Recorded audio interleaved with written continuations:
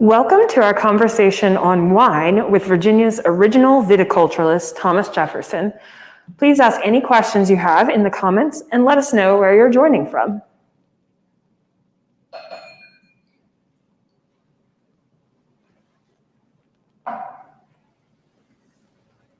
Oh, what a pleasure indeed to have you all gathered here at El Monticello once more. I thought I heard our dear Miss Alice Wagner provide an introduction to us all, and we're certainly happy to have Miss Wagner with us again to moderate your questions upon one of our most delightful subjects, wine, viticulture. I should first like to inquire of you a pleasantry, if you will be so kind, in order that I might be heard more clearly and distinctly. Would you allow me to remove my mask? I know this is necessary, and I abide by the laws, particularly for the preservation of our health and the further pursuit of science. So is it amenable? Well, thank you. Oh, that is much better. Thank you kindly. And thank you for arriving at the time that I am pouring us a glass of wine. I believe the last time we gathered, I was engaged in pouring wine in order to reflect upon the hospitality offered here at El Monticello for so many of our visitors.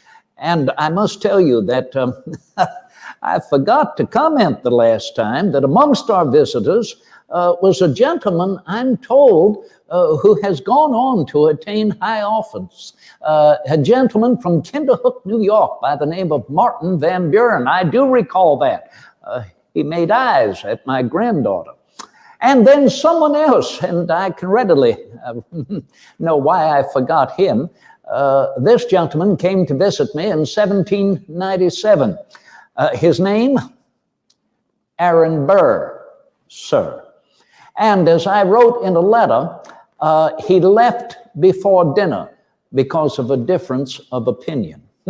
Within a few years, of course, you know, he changed his coat, became a renegade, and took upon himself the anti-federalist platform. But no matter, this is a subject of wine, not politics, and yet how well we know politics want to be assuaged by an imbibing of wine for our general comfort.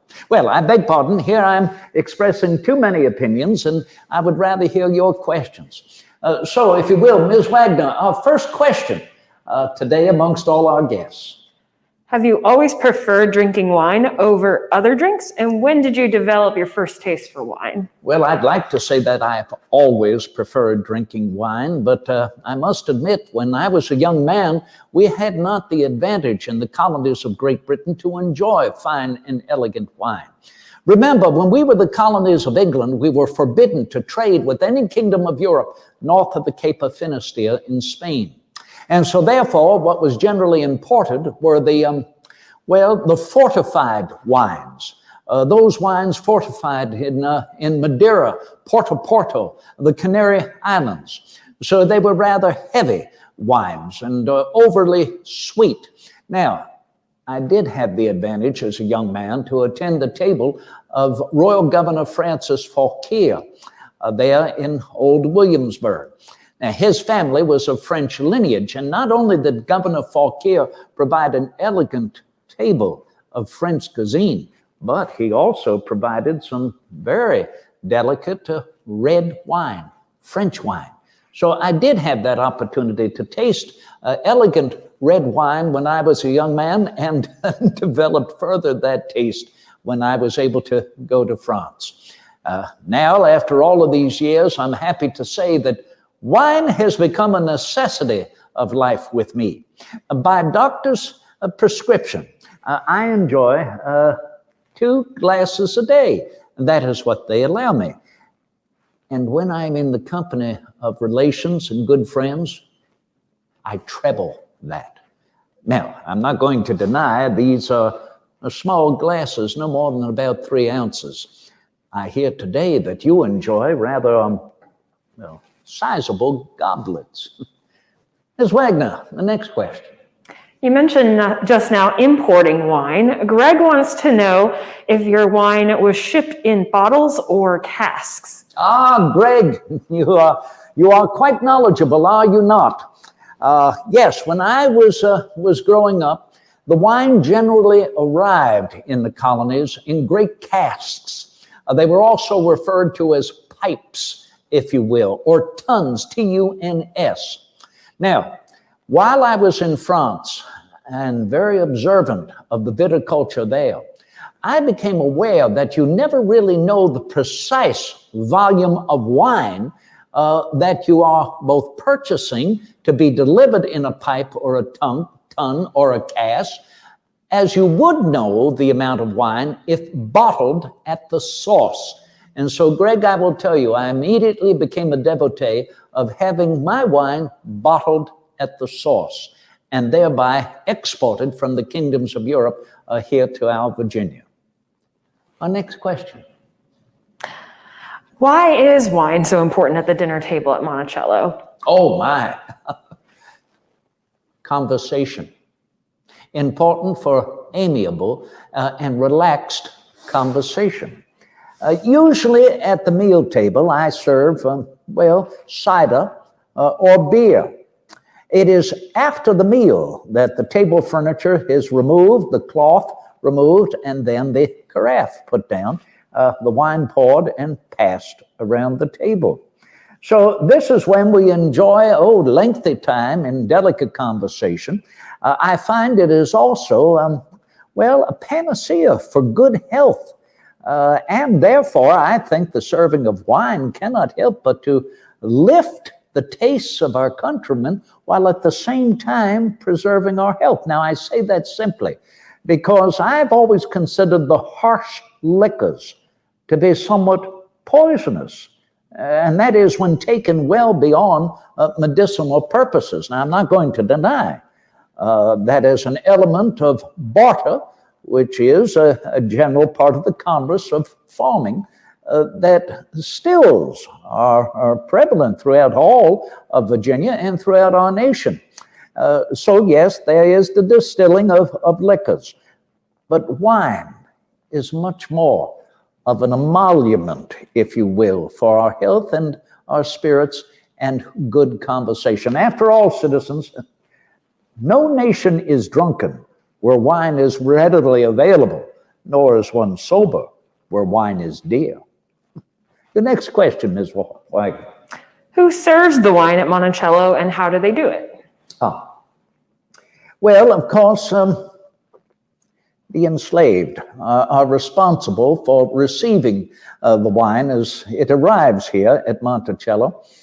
They are those who then place it in the wine cellars beneath the house there in a crossway. They are the ones who then put the wine bottles on the dumb waiters at the fireplaces in the salle de manger, the dining room. Now then, when the wine comes up in the dumbwaiter into the dining room, well, I sometimes go over and take the bottle of wine out and put it on the table. Sometimes, if you will, visitors who are coming have a bottle of wine they brought with them and share with us at the table. But I cannot deny that that Burl Corbett, butler or valet, as you will, and Peter Fawcett, of course, and before them, James Hennings were responsible for overseeing the stocking of the wine here and providing its service. So I'm not denying that we would not have fine wine at the table if it were not for the enslaved who allow it all to be provided. Your next question. How have you hoped to change drinking culture in America over the years? Oh, well, thank you. I hope I have helped to change the culture of imbibing in our nation, and that is through promoting elegant wine. Now, I will tell you this lamentably. I believe that viticulture in our nation may never be successful, and I'm not denying that the produce of our farms here in Virginia has been generally devoted to three particular crops. You know what they are: tobacco, tobacco, and tobacco in that order. So therefore, I'm somewhat concerned until wine becomes a necessity, it may never be successful. However, my fellow Virginians and my fellow countrymen, remind ourselves of this.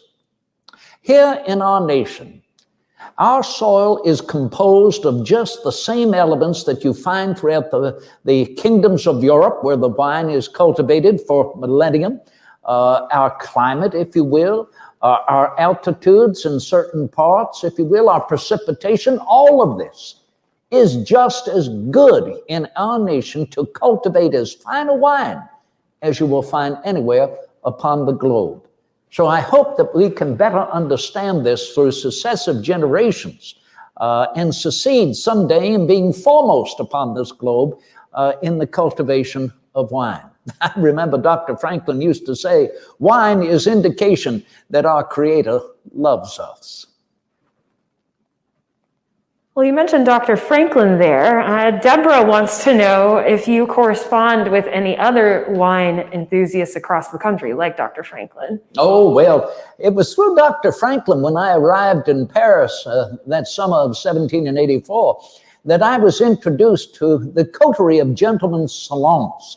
Now, the gentlemen used to have their weekly salons just as the ladies held theirs in Paris. And it was at the gentlemen's salons that I became aware of the finest wines available throughout the kingdoms of Europe. Well, of course, in Paris, the French were wont to tout their particular vineyards and their produce of wine. And I will not deny that after all of these years, I have discovered that the wines in Bourgogne or Burgundy, within that very short 20 miles, offer some of the finest wines. And I still continue to correspond and communicate with many, not only in France, but the Germanys, and as well the Piedmont in Italy, and here throughout our nation, to recognize in Burgundy a Pommard, a Volney, a Clos Vougeot, Merchot, a Montrachet. And then let us not deny the finest wines still to be found in Bordeaux, and amongst them, if you will, Lafite, Latour, Margaux, and that particular wine that I write as O''Brien, O'Brien wine? No, I'm afraid the phonetics are my method of spelling. It is actually spelled Haute, then separate word Brion, O'Brien. I consider amongst the Italian wines Nebbiolo and Barolo, of course, the Sangiovese to be a very delicious wine. Amongst those with whom I correspond consistently upon the subject is our former governor of Virginia, James Barber.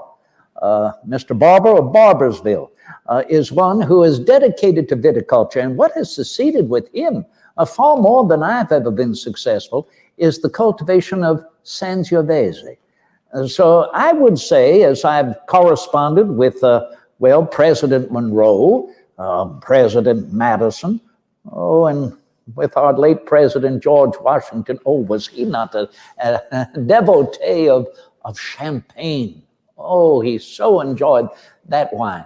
That I would say that most consistently it's Governor Barber with whom I correspond upon the necessity of cultivating wine. Your next question. What have been your efforts to cultivate grapes here at Monticello? What have been my own efforts in cultivating grapes here at Monticello?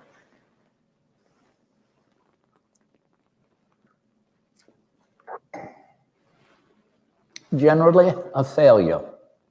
I'm not going to deny that. A failure, though, solely with the foreign vines. We've never been able to succeed in cultivating the foreign grapes. Oh, our natural grapes, our indigenous grapes, if you will, the Labrusca, Vitis labrusca, fox grapes, they've been successful here in Virginia, North Carolina, Scuppernong, yes, I cultivate successfully Scuppernong throughout our nation. The same muscat grapes, or muscadines as I refer to them, Tokay and fox grape and Concord grape, yes.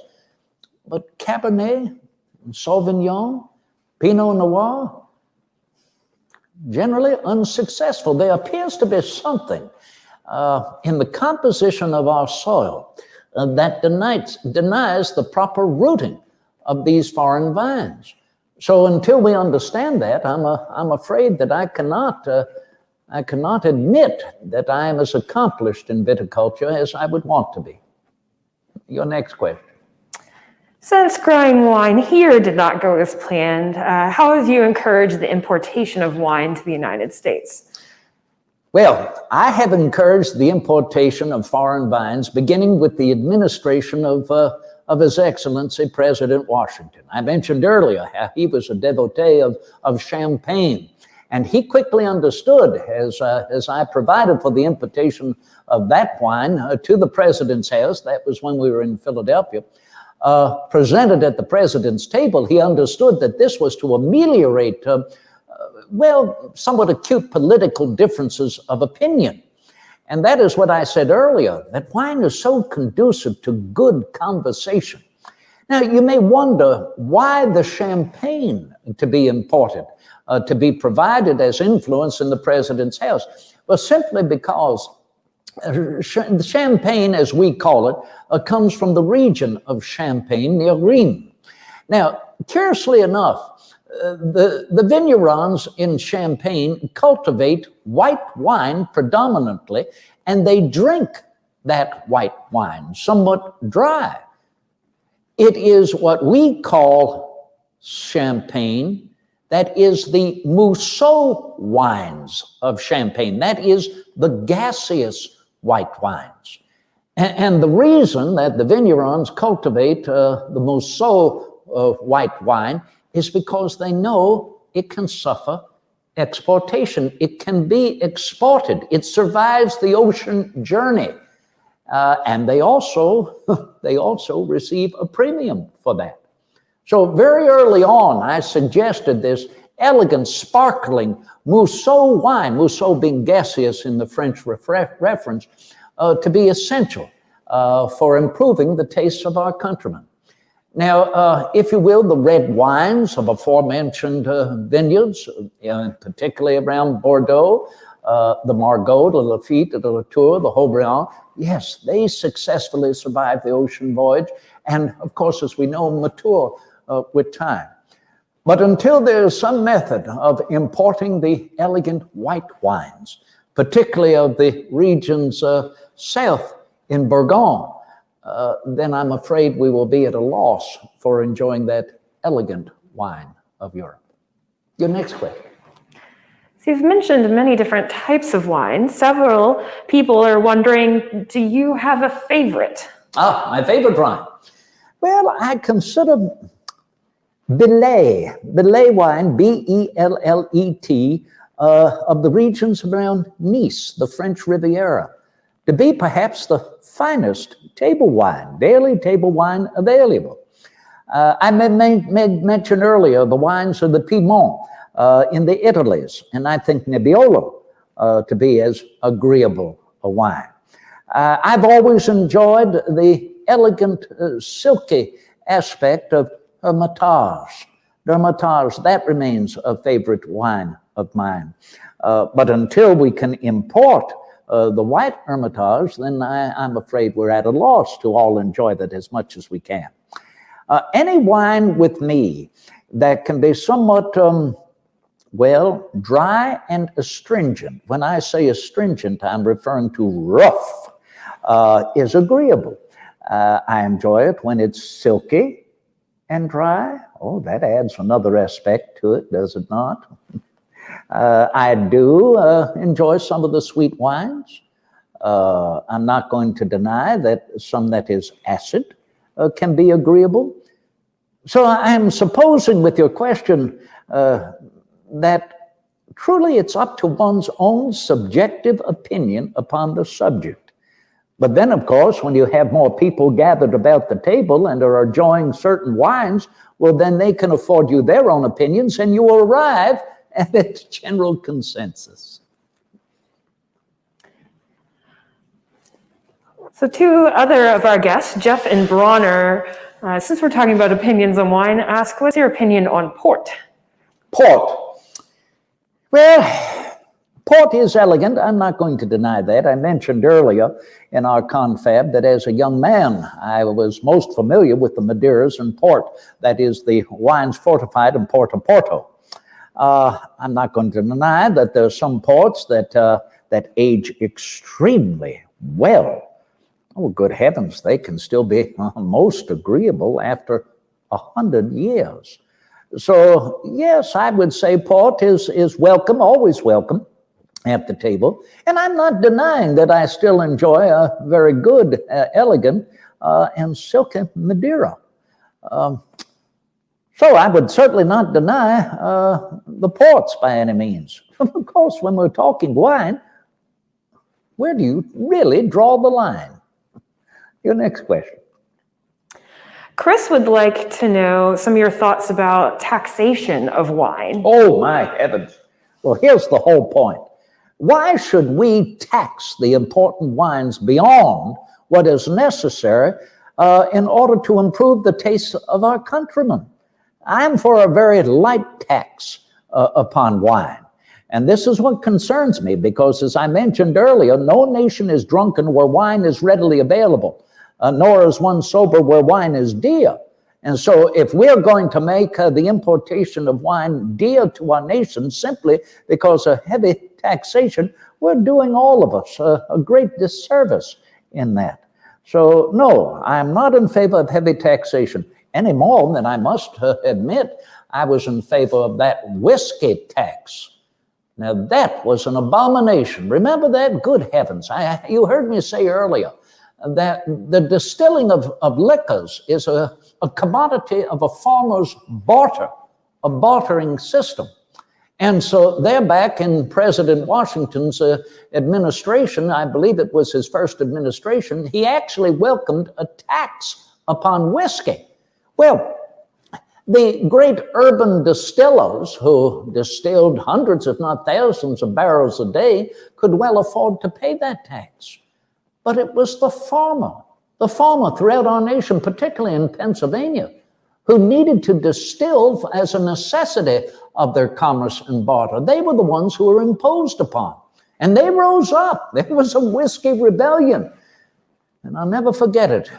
His Excellency President Washington donned the uniform of his rank and engaged an American army to make their way western through Pennsylvania. And whom do you think was at his right-hand side?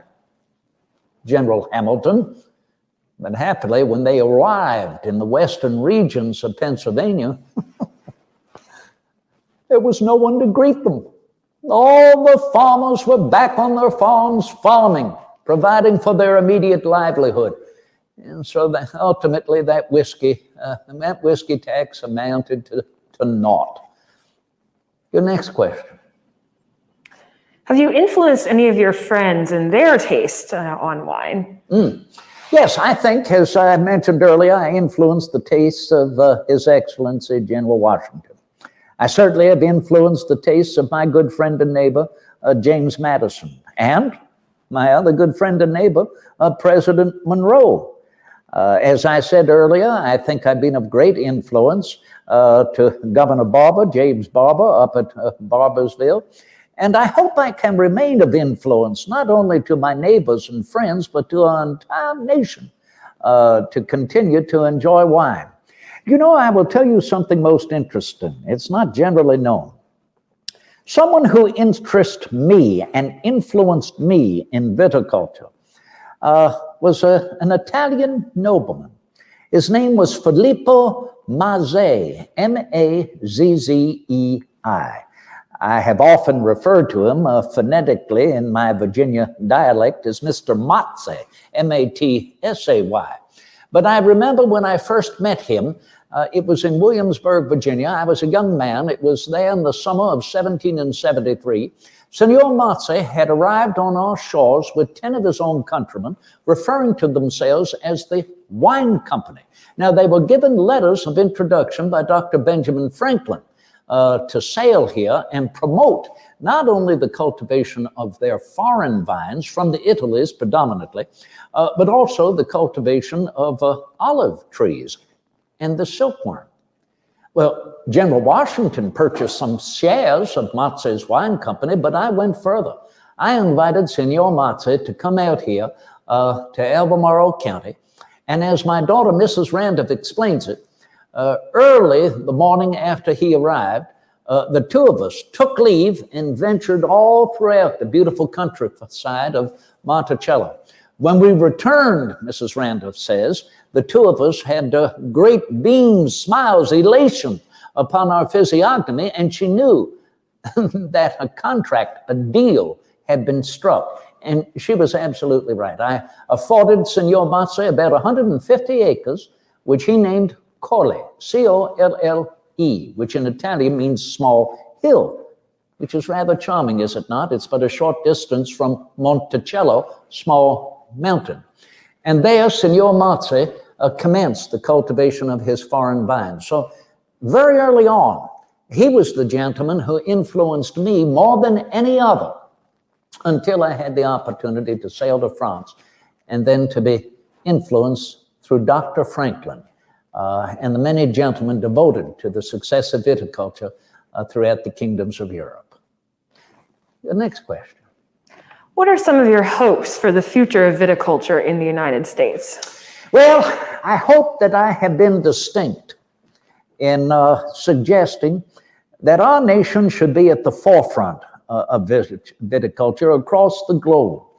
Again, throughout the land, everything that I have discovered, seen myself, and heard others speak of proves that we have just as fine a composition of soil, climate, altitude, precipitation, and as anywhere else to cultivate as fine a wine. I'm hopeful that that we can remove ourselves from the cultivation of, well, what I refer to as a weed of infinite wretchedness, yes, tobacco. And that's not to deny that it can be of medicinal value when taken sparingly. It certainly wards off mosquitoes, and I will not deny, as I have taken it in parleys with the native tribe, that it does heighten my mind. But I think wine is something that can benefit every one of us. I must tell you this is true. I wrote it. After 5 years in France, I never saw a drunk Frenchman. How well we know that they know the art, if you will, of terroir. Terroir, which is the aggregate, the culmination of what it takes to cultivate a particularly fine wine within a very small acreage, or what they refer to as hectares. It is that knowledge passed on one generation after the next, of that time when everything comes together, the precipitation, the altitude, the climate in general, the composition of the soil, to know this is when we harvest now, and though they may be next to a neighbor in their own hectares that cultivate wine, that with their knowledge upon their particular hectare, they can cultivate as fine, or if not better, a wine than even their neighbor. That has been their ancient competition. But you know, when you enjoy the cultivation of wine, competition is secondary to merely the enjoyment, and as the French know so well, the appreciation of joie de vivre. Well, Mr. Jefferson, we have one last question. Do you have any parting advice for us on welcoming wine to our own tables? Any advice to welcoming wine to your own table? I certainly do. Good conversation.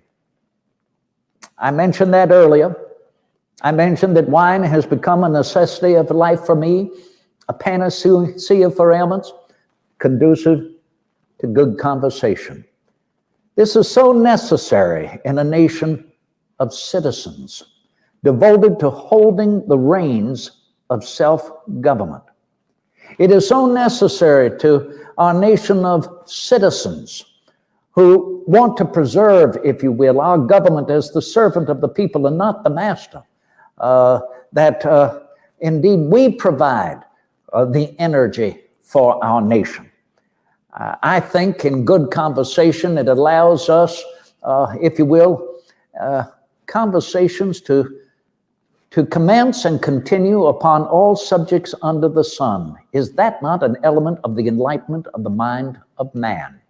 And has not viticulture proved itself from time immemorial to be conducive to that enlightenment? Particularly, if you will, around the table to engage sapere audet. We spoke of that in a formal gathering upon the subject of enlightenment. Be so bold to question everything. Wine accompanies us with good spirit in that effort. So I am hopeful that our continued pursuit in the promotion of the cultivation of the vine will indeed continue to place our nation upon that plateau which it richly deserves of all nations throughout the history of mankind, in preserving, if you will, not only the inherent rights of man, but the pursuit of happiness. Now, if you will, this other glass has been waiting here to provide for you as you continue to come visit. And I know if you are not first, well, Ms. Alice Wagner will be there before you. So I thank you for visiting with us. I look forward to visiting with you all again, and rest you assured, I continue to be your humble and obedient servant, Thomas Jefferson. Godspeed. Ms. Wagner.